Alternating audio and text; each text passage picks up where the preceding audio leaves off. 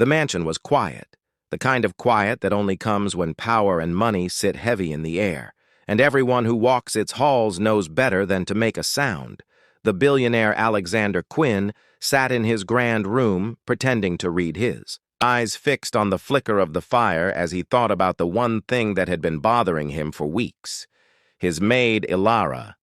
She was quiet, reserved, and moved like a shadow through the corridors, never asking for anything, never looking him in the eye.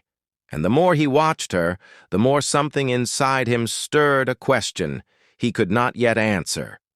He had built his empire on instinct, on reading people and knowing what they wanted before they said a word. But Ilara was different. She didn't flinch when others groveled. She didn't smile when others begged for favor. She simply did her work and disappeared into the background. It intrigued him. It unnerved him.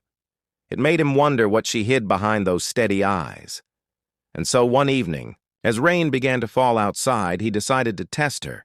He would pretend to fall asleep and see what she did when she thought he was unaware. And as the plan formed in his mind, a strange anticipation coiled inside him, a feeling he hadn't known in years. The next morning, the test began.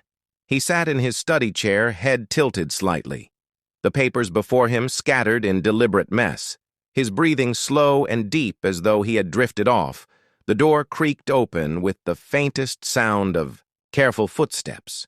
Ilara entered, her hands clasped behind her back, her uniform crisp and her expression calm. She paused in the doorway as though assessing whether he was truly asleep, and then she moved forward each step, deliberate her presence. So light it barely disturbed the air, and the suspense tightened like a thread. She stood beside him for a long moment, her eyes scanning his face, her breath catching for a second, before she turned toward his desk.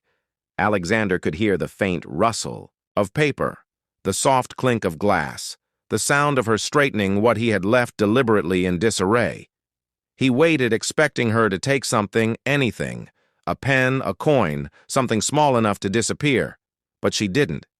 Instead, she reached for the blanket draped over the armrest and carefully pulled it across his shoulders as though protecting him from the chill, and he fought the urge to open his eyes as the weight of the gesture settled over him, heavier than any accusation. For a moment, she lingered standing beside him, her hand resting on the chair, her posture softening as if the steel she carried every day had finally bent.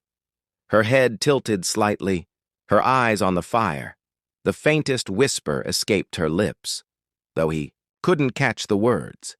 It was soft, mournful, something like gratitude or sorrow, and the sound sent a strange ache through him. And before he could stop himself, he almost moved, but he didn't, not yet. The suspense inside him burned hotter then, the fire beside him. Minutes passed, or maybe hours. He could no longer tell. The rain outside had turned into a steady rhythm against the windows, and her movements slowed. She reached into her pocket and pulled out a small, worn photograph, holding it to the light. Alexander's mind raced, wondering what connection she could have to his home, his past, his name. He heard her sigh deeply and set the photo down beside his desk before turning to leave. And as her footsteps faded, he finally opened, his eyes staring at the photograph that now lay inches away. The image was faded but unmistakable. It was of a young boy standing beside a man he knew well, his own father, and behind them a little girl smiling shyly, holding a basket of flowers. His pulse quickened. The girl's eyes were unmistakable. Ilara's eyes, he felt the world tilt beneath him. The memory of his father's small estate, the workers, the families that lived nearby came rushing back. He remembered a fire one that had taken, lives that had destroyed everything, and a name he had heard whispered long ago, the name of a child who had survived. He picked up the photograph, his hands trembling slightly for the first time in years. The edges frayed, the ink nearly gone. But the truth stared back at him. He rose from his chair and walked to the window, the rain streaking down the glass like tears. His reflection stared back pale and unreadable. Ilara had known him long before he had known her. She had walked these halls not as a stranger, but as someone carrying the weight of memory, and the suspense grew because he did not know why she had returned or what she wanted. That night, he could not sleep truly this time. Every sound in the house kept him awake, the ticking of the clock, the soft creak of the stairs outside his door.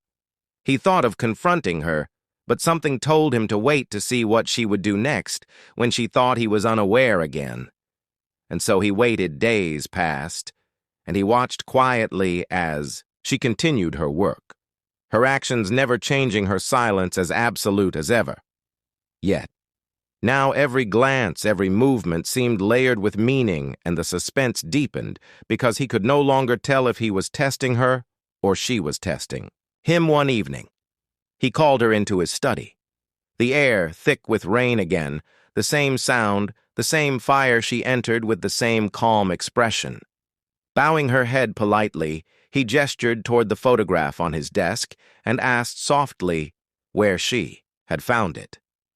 She froze for the first time since he had met her, her lips parting slightly before she answered in a whisper that she had carried it since she was a child, that it was all she had left of the people who once worked for his family, the people who had died in the fire.